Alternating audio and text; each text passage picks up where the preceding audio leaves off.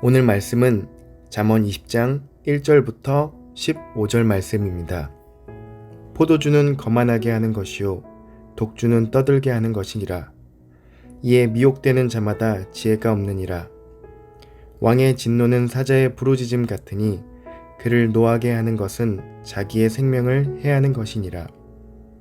다툼을 멀리하는 것이 사람에게 영광이거늘 미련한 자마다 다툼을 일으키느니라. 게으른 자는 가을에 밭 갈지 아나하니 그러므로 거둘 때에는 구걸할지라도 얻지 못하리라.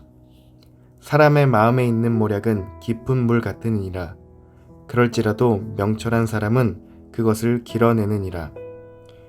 많은 사람이 각기 자기의 인자함을 자랑하나니 충성된 자를 누가 만날 수 있으랴. 온전하게 행하는 자가 의인이라. 그의 후손에게 복이 있느니라. 심판 자리에 앉은 왕은 그의 눈으로 모든 악을 흩어지게 하느니라. 내가 내 마음을 정하게 하였다. 내 죄를 깨끗하게 하였다. 할 자가 누구냐? 한결같지 않은 저울추와 한결같지 않은 되는 다 여호와께서 미워하시느니라.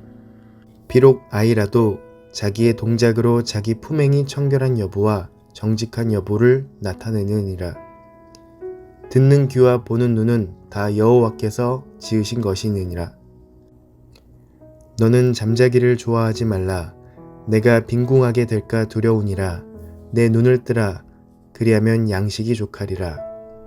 물건을 사는 자가 좋지 못하다 하다가 돌아간 후에는 자랑하느니라. 세상에 금도 있고 진주도 많거니와 지혜로운 입술이 더욱 귀한 보배니라. 아멘. 잠언에서는 지혜로운 자는 어떤 자인지를 계속 말씀하고 있습니다. 그에 반하여 미련한 자, 어리석은 자, 악인들로 지혜롭지 않는 자들을 표현합니다. 그래서 잠언에는 이 두 종류의 사람을 계속 대조하면서 어리석은 자들의 어리석음을 강조하고 지혜로운 자가 될 것을 촉구합니다. 오늘 본문에서도 지혜가 없는 자들의 행동이 나오는데요. 1절에 포도주와 독주를 마시는 자들입니다. 포도주는 거만하게 하고 독주는 떠들게 하는 것이라고 말하고 이에 미혹된다 라고 말합니다. 또 3절에는 다툼을 일으키는 자, 4절과 13절에 게으른 자, 10절에 한결같지 않은 자가 나옵니다. 이런 모습은 타락한 후 인간에게 나타나는 모습들입니다. 하나님은 본래 우리를 이런 모습으로 창조하지 않으셨습니다. 우리는 하나님의 형상을 따라 지음받은 자들이기에 이런 모습은 하나님의 형상과는 반대되는 것들입니다. 우리 하나님은 다툼이 아니라 평안을 주시는 분이시고 게으른 자가 아니라 성실히 우리를 지키시는 분이시고 상황에 따라 변하는 분이 아니라 언제나 한결같은 분이십니다.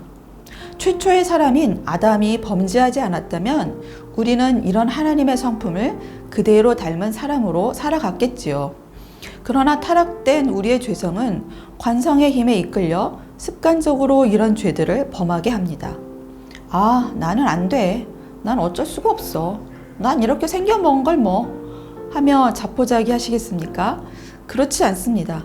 하나님이 그렇게 원래 선하게 지으셨다면 우리는 다시 회복할 수 있습니다.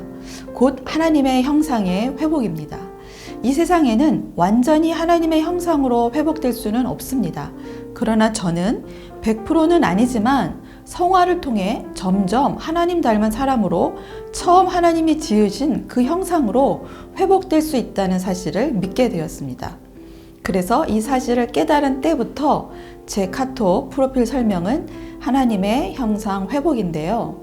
매일매일 무너진 하나님의 형상을 발견하고 그 형상을 회복하려고 노력합니다. 노력이라고 하니 뭔가 대단한 거라는 것처럼 보여지지만 사실은 갈라디아서 2장 20절에 나는 죽고 예수로 사는 것을 실천하려고 합니다.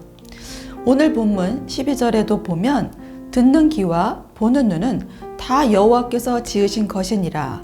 또 15절에 세상에 금도 있고 진주도 많거니와 지혜로운 입술이 더욱 귀한 보배니라고 말씀하시는 것처럼 우리의 귀, 눈, 입도 모두 하나님의 지으신 것들입니다. 우리의 몸은 하나님의 선하신 목적을 따라 지음 받았는데 죄를 짓고 나쁜 일을 위해 사용되어서는 안 되겠지요. 우리가 이렇게 매일 잠언을 묵상하고 그 말씀을 실천하다 보면 하나님의 형상을 닮은 사람으로 변해 있는 나를 발견하게 될 것입니다. 더 나아가 나 개인뿐 아니라 가정도 하나님의 형상으로 회복될 수 있습니다. 본래 하나님이 지으신 가정은 서로 사랑하고 돕는 공존의 관계였습니다. 하나님이 삼위로 함께 하시듯 가정의 모습도 따로 있으나 하나인 모습입니다.